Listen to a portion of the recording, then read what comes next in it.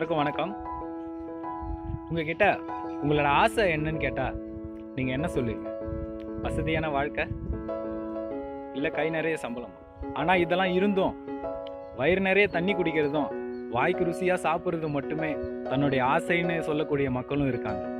அவங்க வேற யாரும் இல்லை, கிட்னி ஃபெயிலியர் பேஷண்ட்ஸ். உங்களுடைய கிட்னி ஃபெயிலியர் ஆனதுக்கப்புறம் உங்களுடைய வாழ்க்கை முறையும் உங்களுடைய உணவு முறையும் ரெண்டுமே முற்றிலும் மாறுபட்டுடும். சாப்பிட்ற உணவிலிருந்தே குடிக்கிற தண்ணி வரைக்கும் எல்லாமே முற்றிலும் மாறுபட்டுடும். இதெல்லாம் தவிர்க்க வழி இருக்கா? கண்டிப்பாக இருக்குது. நம்ம முன்னோர்கள் சொன்னபடி வருமுன் காற்பதே நன்று.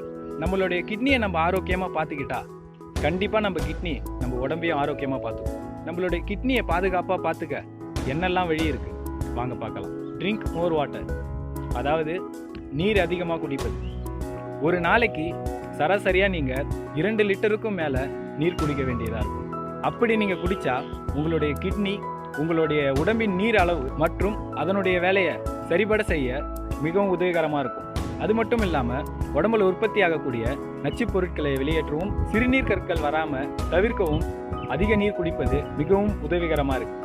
ஈட் ஹெல்த்தி ஃபுட், ஆரோக்கியமான உணவு உண்பது. இப்போ நம்ம நடைமுறை வாழ்க்கையில் நம்ம ஆரோக்கியமான உணவை உண்றதை தவிர்த்துட்டோம். இப்போல்லாம் பீஸா, பர்கர் இது போன்ற உணவுகள்லாம் சாப்பிட்டு கொண்டு இருக்கிறோம்.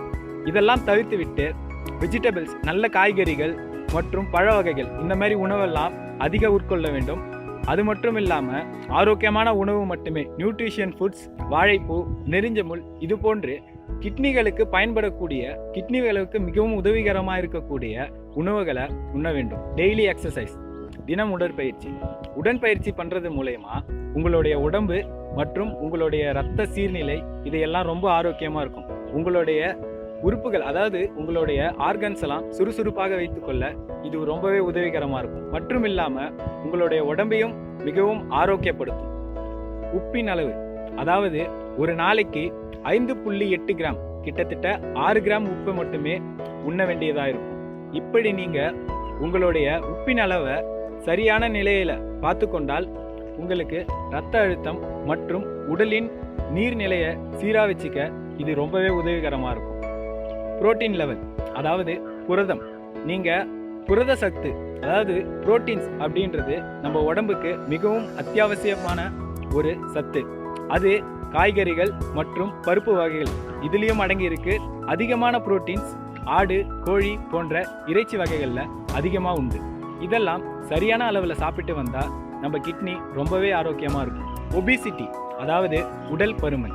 நம்ம உடம்ப உடல் பருமன் வராமல் நம்ம ரெகுலர் எக்ஸசைஸ் மூலயமா, அதாவது உடற்பயிற்சி மூலயமாகவோ இல்லை யோகா மூலயமாகவோ நம்ம பார்த்து கொள்ள வேண்டும். நம்ம உடம்புல உடல் பருமன் மூலயமாக அதிகமான நோய் வரக்கூடிய வாய்ப்பு உள்ளது. இரத்த கொதிப்பு மற்றும் ஹார்ட் அட்டாக் இது போன்ற நோய்களும் நம்மளுடைய உடல் பருமன் காரணமாக வரக்கூடியது. பிளட் ப்ரெஷர், இரத்த அழுத்தம்.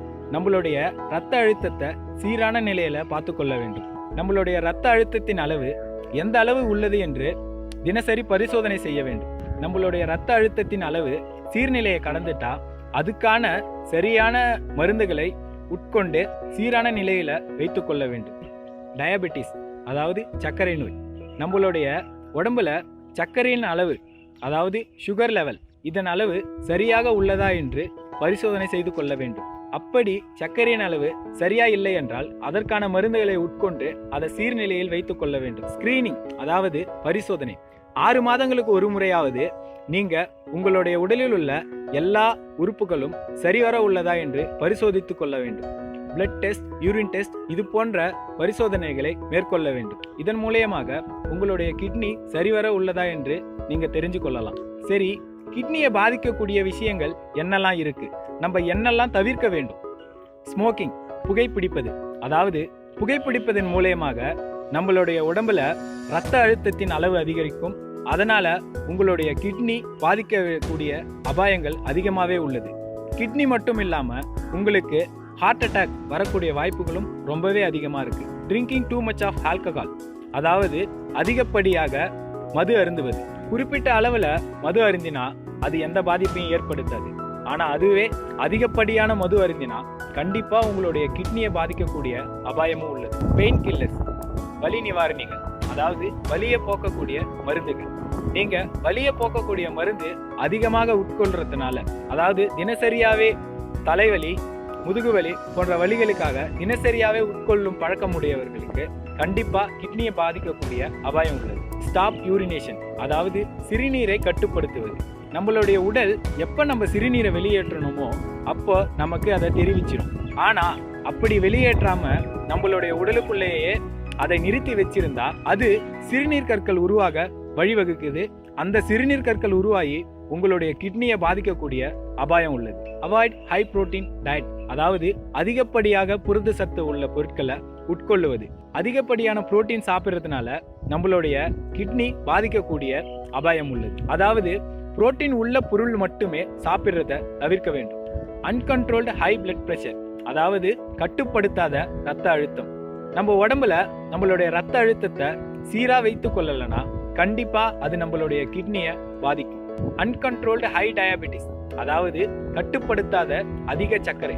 நம்ம உடம்புக்குள்ள சர்க்கரையின் அளவு ரொம்ப அதிகமாவே இருந்ததுன்னா கண்டிப்பா அது நம்மளுடைய கிட்னியை பாதிக்கக்கூடிய அபாயம் உள்ளது. கடைசியா நான் சொல்ல போவது என்னன்னா, நம்மளுடைய கிட்னியை மிக முக்கியமா பாதிக்கக்கூடிய ஒண்ணு, அது என்னன்னு கேட்டீங்கன்னா கிட்னி அவேர்னஸ். கிட்னியை பத்தின சரியான விழிப்புணர்வு மற்றும் புரிதல் இல்லாததுனால தான் கிட்னி ஃபெயிலியருக்கு மிக முக்கியமான காரணமா இருக்கு. இது போன்ற தகவல்களை எளிதா தெரிஞ்சுக்கணும்னா எங்களுடைய வீடியோவை பாருங்க. எங்களுடைய சேனலை மறக்காம சப்ஸ்கிரைப் பண்ணுங்க. நன்றி, வணக்கம்.